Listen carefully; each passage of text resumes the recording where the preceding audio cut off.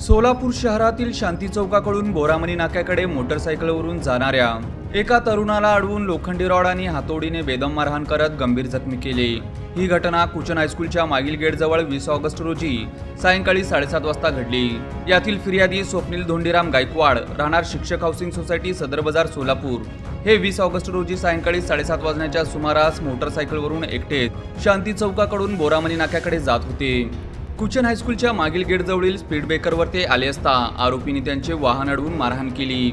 आरोपी विजय सलवदे यांनी हातोडीने डोक्यात मारण्याचा प्रयत्न केला आणि उजव्या हातावर जबर मारहाण केली। या मारहाणीत फिर्यादीच्या हातातील 2 तोळ्याची आणि 1 तोळ्याची अंगठी तसेच गळ्यातील 1 तोळ्याची चेन घटनेच्या ठिकाणी गहाळ झाल्याचे फिर्यादीत नमूद करण्यात आले। या प्रकरणी जेलरोड पोलीस ठाण्यात जावेद शेख, अनिकेत जाधव, विजय सलवदे, सिद्धार्थ बनसोडे, संदेश हाटकर यांच्या विरोधात गुन्हा दाखल करण्यात आला आहे।